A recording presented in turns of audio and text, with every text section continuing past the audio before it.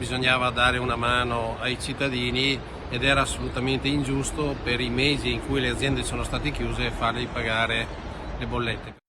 Un taglio alle bollette delle imprese che sono rimaste ferme per il contagio. E questa è la decisione presa dalla Savno, con un piano di sostegno che inciderà in non poco sul bilancio delle aziende di raccolta e gestione dei rifiuti della Sinistra Piave. Alle aziende, quelle che hanno chiuso, quelle che sono state costrette a chiudere, non pagheranno la bolletta.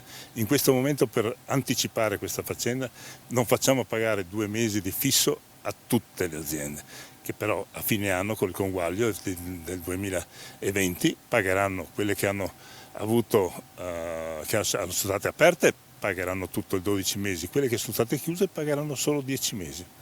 Senta, ma questo per voi è un ulteriore carico sulla spesa? Fate il conto che noi incassiamo dalle aziende 11 milioni di euro, ne abbiamo abbonato più di uno perché il conteggio esatto, salvo sorprese ancora più gravi, come minimo è 1 milione e 2, è un bel colpo per noi. Però questo deve essere fatto per i nostri cittadini perché in fin dei conti bisogna aiutare le aziende, bisogna aiutarle quando hanno bisogno.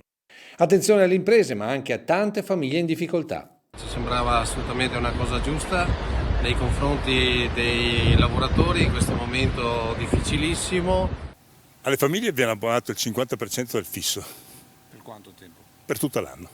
Per quelli che hanno ISEE sotto i 13.000, fino a 13.000 pagheranno il 50% della bolletta. E guardate che sono un bel colpo anche lì, 400-500 mila euro all'anno anche per i cittadini. Mancate entrate che non saranno comunque aumenti nelle altre bollette per delle decisioni che vorrebbero essere da apripista per molte aziende pubbliche di servizi. Diciamo comunque l'appello è che dopo Savno anche Contarina faccia la stessa cosa.